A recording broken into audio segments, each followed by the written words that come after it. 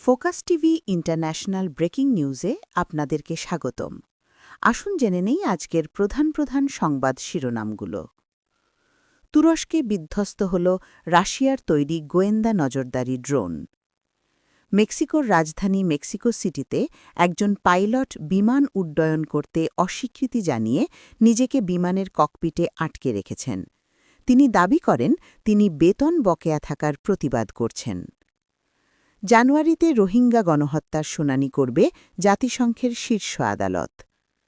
২০২৫ সালে নক্ষত্রদের বিদায়, ইতিহাস ও প্রেরণার আলো হয়ে থাকবেন যারা। ভারতে ট্রেনের ধাক্কায় ৭ হাতির মৃত্যু, ৫টি বগি লাইনচ্যুত। গাজায় যুদ্ধবিরতির পর থেকে ৪০০ জনেরও বেশি ফিলিস্তিনিকে হত্যা। তোশাখানা ২ মামলায় ইমরান খান ও স্ত্রী বুশরা বিবির ১৭ বছরের কারাদণ্ড।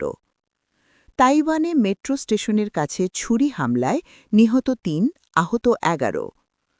গাজায় বিয়ের আসরে ইসরায়েলি বাহিনীর হামলা, শিশুসহ নিহত ৬।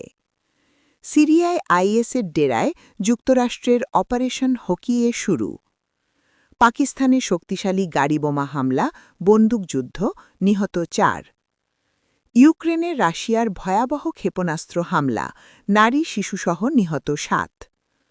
বাংলাদেশের চলমান অভ্যন্তরীণ পরিস্থিতি ভারত নিবিড়ভাবে পর্যবেক্ষণ করছে, তবে দেশটির অভ্যন্তরীণ রাজনৈতিক বিষয়ে কোনো ধরনের হস্তক্ষেপ করছে না, এমনটাই জানিয়েছে নয়াদিল্লিতে অবস্থিত বাংলাদেশ হাইকমিশন।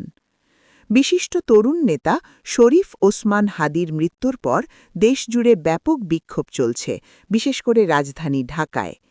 এই বিষয়ে ঢাকার সঙ্গে সরাসরি যোগাযোগ করবেন নয়াদিল্লির কর্মকর্তারা, জানালেন শশী থারুর।